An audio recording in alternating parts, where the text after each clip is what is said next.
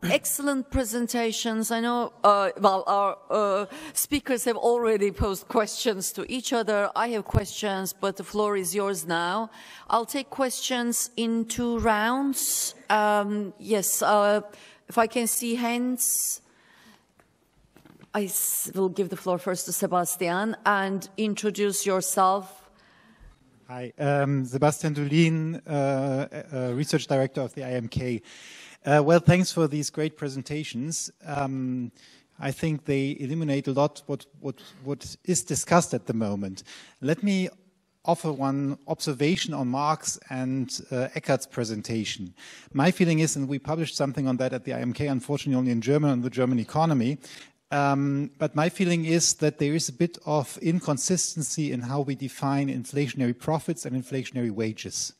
And that might be at the root of some of the disagreements here. When we look at wages, we usually look at the input variable. We look at the change in nominal wages and in how far that impacts on inflation. But Marc, you looked at outcome variables. You looked at markups and profit shares, but that's not the input, but that's the result.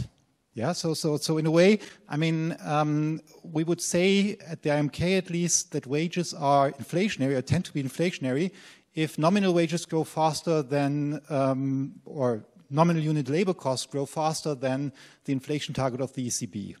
Yeah, so 2% unit labor cost increase is okay.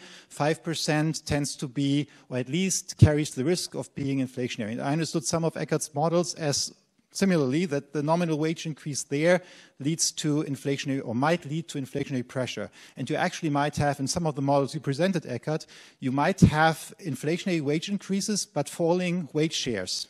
Yeah, and in a way, Marc, when you look at the outcome result, you rule that out. And in our study, we looked at the change in nominal unit profits and nominal unit labor costs. And we said, well, if nominal unit profits start to grow faster, then they tend to be inflationary. I mean, we can discuss that, but the point is that in a situation like this, in the outcome you might not see much, but nevertheless at the beginning, these profits might have pushed for price increases. Going to that point where you say, well, you don't see that in the data, we see that in some sectors quite significantly for the German economy. And the argument that it's a cyclical issue is not quite convincing, because we have this increase in unit profits, even though, well, there isn't much more output, or not more output than before. We are basically there. We don't have high capacity utilization in many sectors. And just to add one, because we drilled a little bit down, there's one specific case where I think profit inflation is just real, shipping in Germany. We have one shipping company, Hapag-Lloyd. Not all of them are public, so we don't have the data for all of them, but they have increased their profits from around 500 million to 1 billion prior to COVID to 17.5 billion. That's 0.5% of German GDP. And of course, this feeds through the other sectors. I mean, that ends up in all the prices. And that's just one of the shipping companies. I don't know the data of the others, but my suspicion is, and unfortunately it's not yet detailed enough from the statistical office, my suspicion is that we see something very similar in their competitors. So at least in some sectors, I think there is something what we could call profit inflation or profit-driven inflation. Thanks. Thank you. The young person in front. Yes. Okay, thank you very much to all of you. My name is Artem Urlapov, and not only am I an economist, but I'm also a computational social scientist. So now, in the previous panels, I have some more technical questions as an economist, concretely. But here I would especially like to ask a question to dear Professor Servaas, because I was particularly struck by the vacancy ratio in his analysis of the United States data. And, you know, I was really, you know, because I think that we as economists, we should also be interested, you know, in the social dimension, you know, of what we do as economists. So now, what seems really striking to me is that we all know that there is a huge percentage of Americans who live paycheck by paycheck. So there is also a huge number of Americans who cannot afford even $400, you know, for emergency cases, for emergency provisions. So my question would be slightly non-technical in this sense. You know, so why these kind of questions beyond stupidity and ignorance, why these kind of questions are never really addressed? Because then, you know, we get all the talk, you know, about political polarization, fake news, and all this. But of course, how can we possibly not have these kind of consequences, which are the result of constantly neglecting these kind of very prescient economic issues that people, especially in the United States, face? Thank you very much.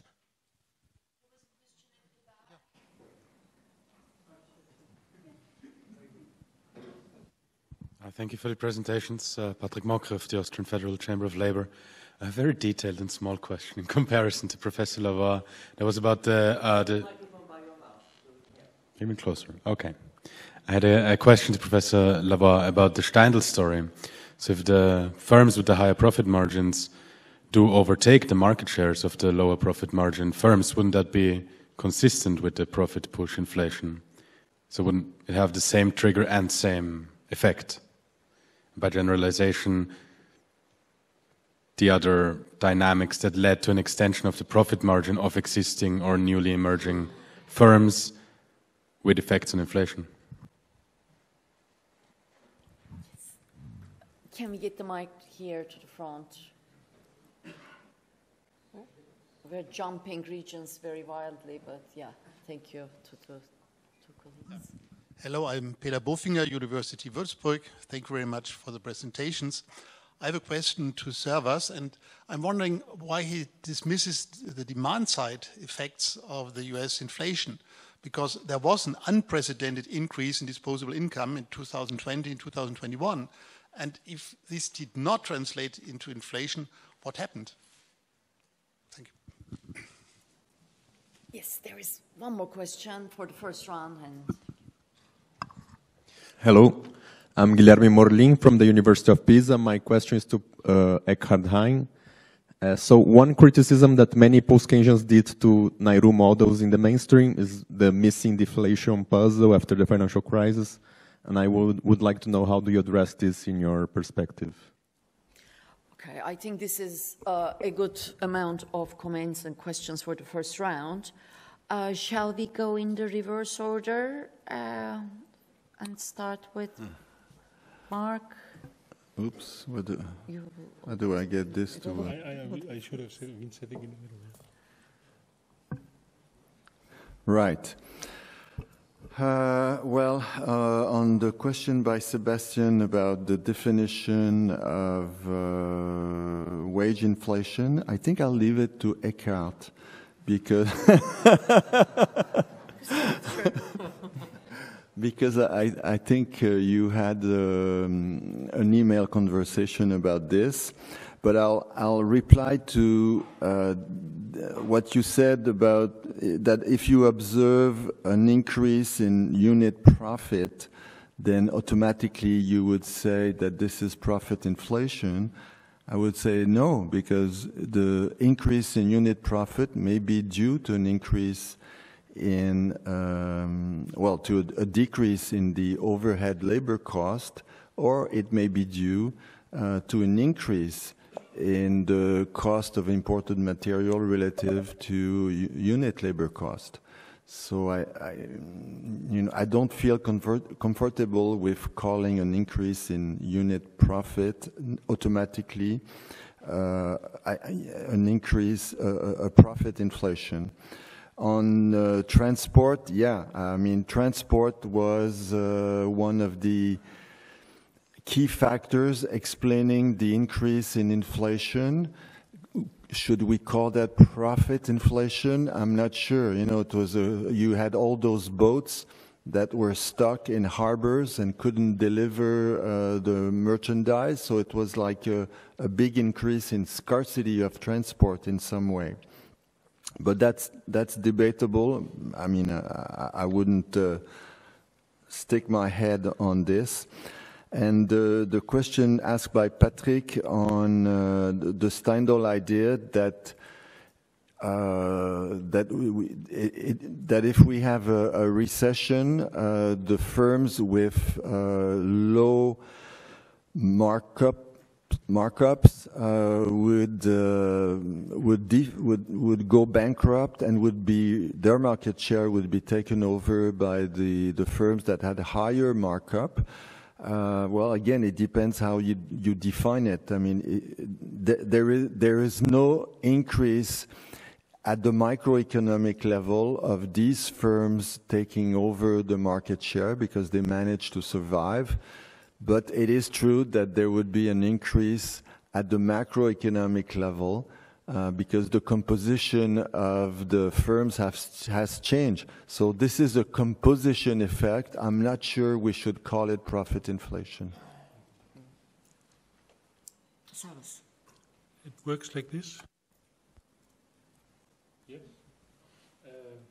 Well, thank you very much for your what you say non-technical question, but I think it is a very important question. It's also a question that is Twice. Yeah. Okay. Happens to me, of course. Technology. Yeah. Anyway, it is a very important question, and it is also. I'm teaching in a University of Technology, and I mean the one good thing, or one of the many good things of engineering students, is that you cannot fool them. At least you can fool them maybe for some time, very shortly, very briefly, but you cannot fool them for very long, because they will, at the end of the day, ask very, very down-to-earth questions. Do things add up? Do things break down? Whatever. Yeah. And so, at the end of the day, I get these questions: why this looks so strange, and why is this then the dominant paradigm, and so on.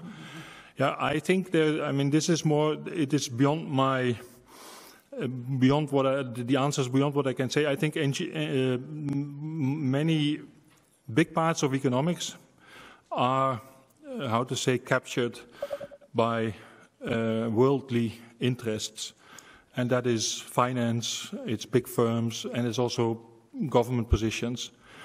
There is a really big problem of how to deal with power. I mean, I am in a very lucky position that I'm not in a position of power, and no finance firm or no government will ever ask me or put me in such a position. So I can be very ethical. That is easy. But like ultimately, it's this. Like, and what do people do to deal with these difficult issues? They basically then try to neutralize them by making them seemingly objective, and that is why economists like to think of themselves as engineering people or as scientists. Yeah, I mean, of course we are scientists, but we are social scientists, exactly as you are saying, and that is that comes with all kinds of responsibilities and whatever. But that is not, I mean, trying to skip those responsibilities and have a much more clinical and clean. I mean, you have to look at yourself in the mirror each and every morning. So how do you do it? Okay, I'm a scientist, I'm an engineer, I do clinical things. I'm not sort of, I'm tweaking the interest rate in order to keep actual unemployment close to the NAIRU. I cannot change the NAIRU. That is for the political process. What I do is I steady inflation. And so, I mean, it's all about how do you sort of, go through life. And then power, of course, distorts. So it is very difficult, yeah. And I think it's a very big question. And it's, I mean, this is basically now, of course, I'm making this point for the wrong audience. But I think we have to make it clear that economics is a social science, yeah. That it is, and get rid of science envy and whatever. We are a social science. on the question by Peter Bofinger, yes, I mean, it's true, but it's also true that if you look at excess or surplus savings, you see that most of the stimulus money which was sort of disbursed ended up in bank deposits or were saved. And there was huge, there's a huge sort of jump in excessive compared to before the pandemic savings. And then it takes quarters to run down these savings.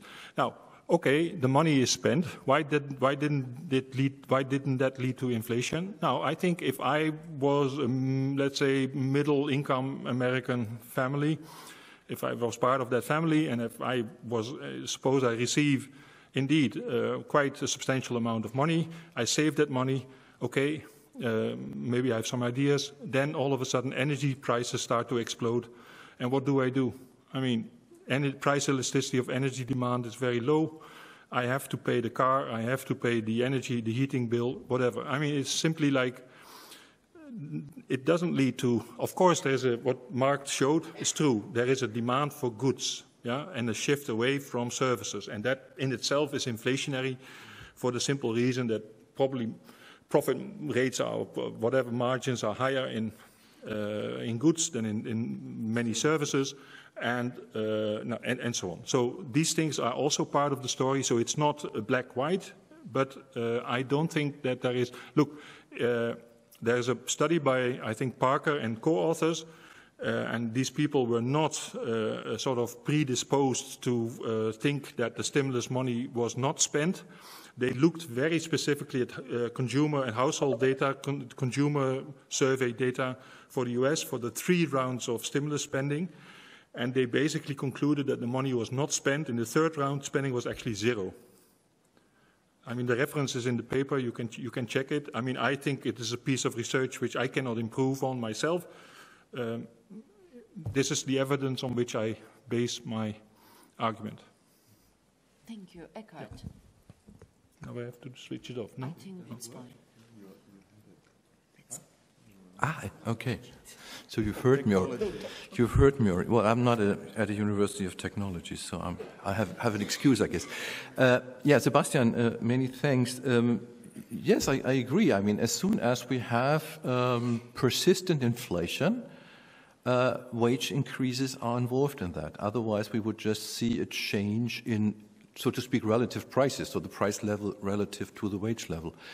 So in this sense, I would agree. The question always is, what's the trigger of it? And so I try to make the careful distinction between the essence of inflation, which is distribution conflict, and if labor has power, then it contributes to this inflation, and the trigger of inflation. And so we should be careful with that.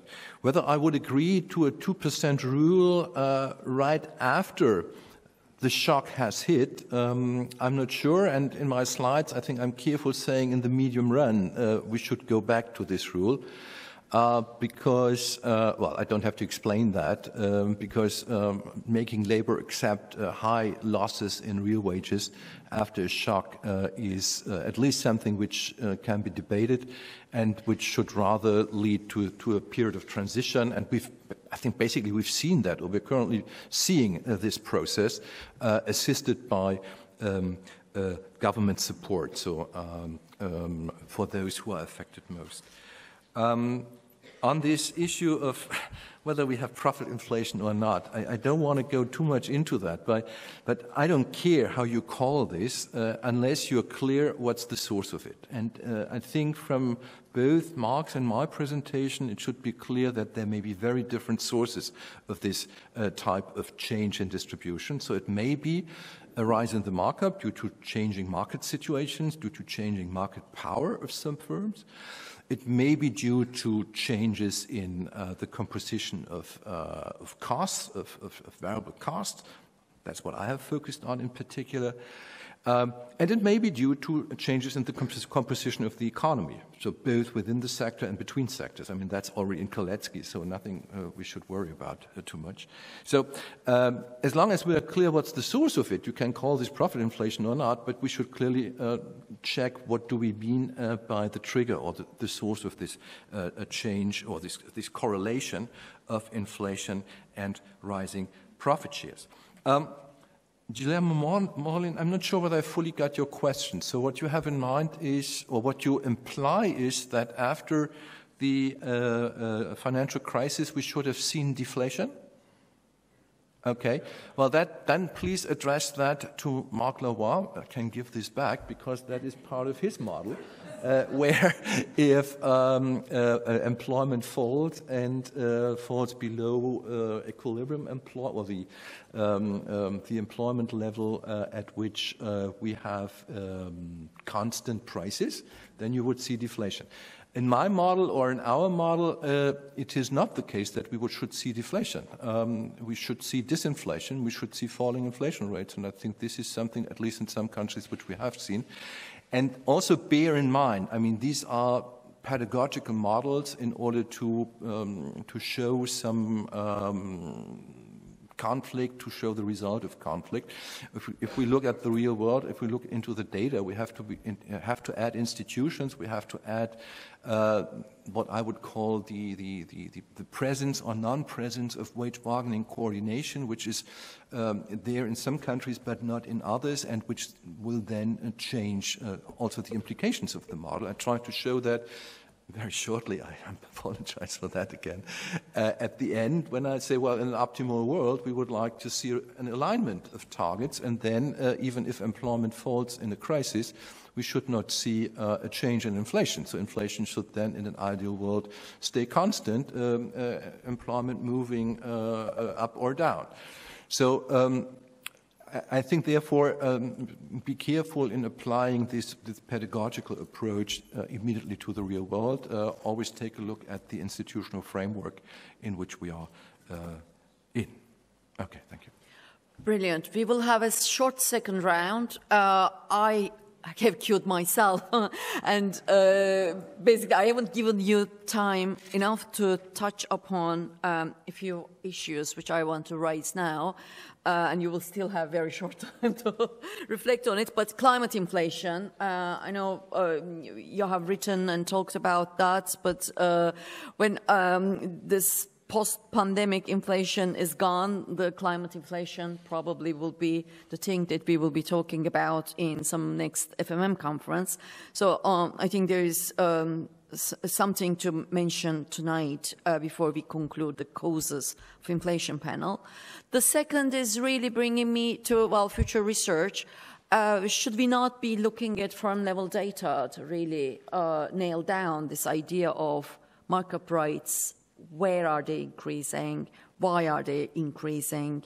Financialization, market power, and actually people like Leclerc et al. Have looked at firm-level data, increasing markup rates, explaining a substantial amount of inflation rate. This is all old data, and actually there's maybe a good reason that we have so few papers here. I mean, it's high data intensity. Not everyone has access to firm-level data.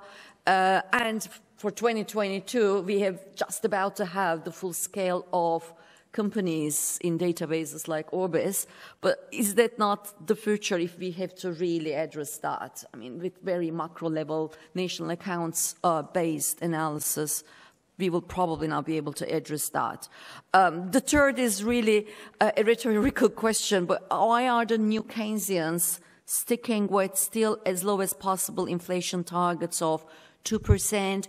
At best, Blanchard has mentioned 3%. It's maybe also a question for the following panel about policies. So where is that obsession coming from? What is the science behind it? Yes, I have seen already some, oh my God, now more hands. Good. Yes, let's start here. No.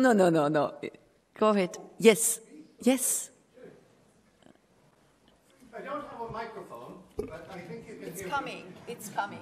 It's coming. Okay, cheers. Perhaps this is a follow-on on climate inflation. So an issue that's been close to my own heart. If we really do a push for a sustainability transition, a green transition, a low-carbon transition, it implies substantial structural change to the economy. And as you're doing that, you're almost certain to see bottlenecks somewhere. They'll just crop up, and then you can see inflation. A concern was expressed to me by someone involved in U.S. policy, economic policy. He said, I don't want the central bank to cut off my green expansion because of these inflationary pressures that can arise. My question really is, do you see a path to macroeconomic policy, not the current policy, but a revised one, macroeconomic policy to manage this sort of thing, or is it really just something you have to do at the micro level in the affected sectors, wherever you see the bottleneck, you know, industrial policy or whatever? Or is there a macroeconomic response that can help to manage this? And can you introduce yourself as well? Hi, I'm Eric Kemp-Benedict, currently from Stockholm Environment Institute until January, when I'll be at the University of Leeds. Thank you. Hans-Jörg, I think, just to the back. Hans-Jörg, yes. Thank you. Hans-Jörg Herr, Berlin School of Economics and Law. Thank you for these very nice presentations. And I would not say I'm confused, but I have heard so many different models. And I think it's no surprise that there are so many models, because if you have a short-term analysis, and I understand these are always short-term analysis of 2 years or whatever, yeah, everything can happen. You know, you can have more competition because of the exchange rate, you have cyclical effects, you have different powers of labor, so a lot can happen. So in my opinion, in some situations you can have profit situations, in other situations not. My question is, do we need, I think the very nice model is very important for the short term, also for policy, but my question is, do we not also need inflation models for the medium and long term? What are the key factors, so to say, in an overcyclical perspective? What are the key factors for price level changes? I think this has to be added. What is your opinion about that? 2 colleagues at the back, the last row.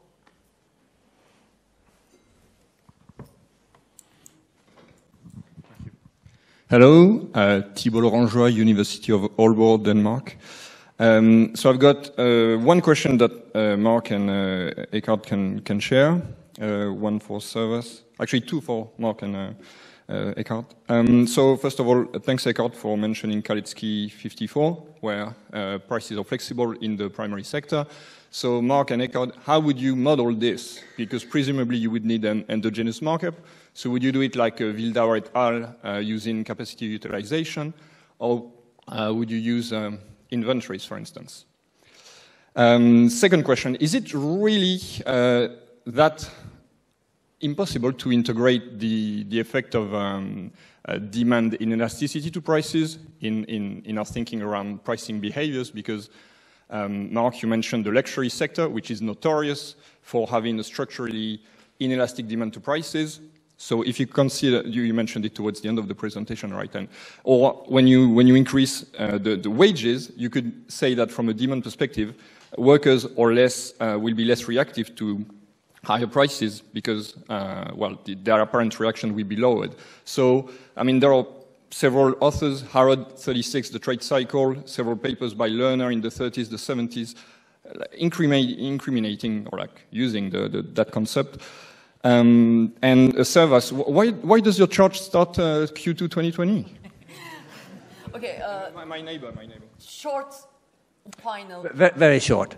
My question is for Servaas, and maybe it's for the conference as a whole, something to think about. I'm actually a little bit troubled by the tone of this conversation in the following way, that someone from outside of our group listening to this debate would think that raising, and I'm talking here from a US perspective, that raising the interest rate from 1% where it was in, say, April 22 to 4, 5%, they would think that you were saying it was a mistake. I don't think it was a mistake raising the interest rate quite rapidly. I don't know when I would have paused, but I certainly don't think the path overall was a mistake. Now, in my view, we needed to raise rates because we had an inflation, and it was a very big bubbling inflation in asset markets. And that's a slightly different rationale from what Larry Summers gives, but it still leads to the same policy. So my two questions to you are, do you think we did need to, do you think we agreed we needed to raise interest rates? And if you had been on the Federal Reserve in April 2022, would you have voted to raise interest rates? Okay, 2 minutes each. Eckhard, can we start with you? In 2 minutes, okay. Otherwise, Sabina will not give us food anymore. So. Okay. So I try to be quick. Hans-Jörg, again, referring to Kalecki, I don't see the difference between the short run and the long run, because the long run is a succession of short runs. So everything I said here will also be true for the medium to long run. So you have these potential triggers of inflation with these potential effects on income distribution. So that's my answer to you. Regarding the question of climate inflation, yes, this may arise. I'm not an expert on that. We would have to carefully check again using what I at least have tried to clarify mainly for myself, using these different categories which could drive inflation and which could change distribution, and then apply the respective policies. And these policies should be a mix of macro policies. I've tried to sketch the policy mix which you've seen here. And you've also seen that part of the policy mix is, let's call it industrial or regional policies, which tries to overcome the bottlenecks. So it has to be a policy mix of both. How to model flexible prices in Kalecki? Well, two-sector models. So one sector producing, Amitabh Dutt has had that already in 1990, late 80s, early 1990. So use two-sector models. So one sector with flexible prices and another one, an industrial or service sector with fixed prices. So I think that's something which you can easily do. Since Tom's remark was not addressed to me, I will respond to him over, I don't know, dinner. So. Okay, he didn't give any name though. Right. Servaas, you're was always in the middle. Yes. Okay, let me start with the last questions. That's by Tom Pelly. No, I agree with monetary, with the increase in the interest rate. The big question is whether this is too much. I should have made it more clear. And also for the same reason, that is asset price inflation. And living in a very, very low interest rate system has not been very good. All kinds of imbalances, mostly debt, but also asset price inflation have been building. And those processes are not sustainable in the economic sense. I should have made it more clear that in the paper I say part of the science of monetary policy is following or applying a monetary policy rule. And if I apply, using the data, monetary policy rules based on the output gap or the unemployment gap, I get as sort of output much higher rates of policy interest rates, which means monetary tightening by the Fed was actually, compared to what the science of monetary policy is suggesting, quite modest. And maybe it was already too much. Yeah. So in any case, they should stop, and maybe they should have stopped already half a year or longer ago. So I do not disagree on that question. On the climate inflation, I think that, of course, that is going to be a problem. This is both a problem because of the climate upsets to global supply chains and so on. It is also going to be a problem because of what was mentioned over there, the building up. You run into shortages. I think that the climate inflation problem cannot be disconnected from geopolitics. especially like today. And anyway, that's a huge story, but the whole point, of course, is that if given political fragmentation and also fragmentation of the world economy, which is happening to some extent, the climate problem is sort of really cross-cutting this, and the combined outcome is bigger than the separate outcomes. Yes. Yeah, I think that was, I had a brilliant final remark, but of course that's now slipped my mind, so I'll stop. That was the whole purpose. Yeah. Marc, final last. Okay, so I'll try to say something about the two key issues that were brought up about monetary policy. The first issue is, what about this 2% inflation target? I used to think that it was so hard for us to get down to 2% that we might as well stay there, but given the current circumstances, given what Eric mentioned about the climate supply problems that we may encounter, maybe it's probably time to reconsider that 2% target. Maybe 3 or 4% would be much better.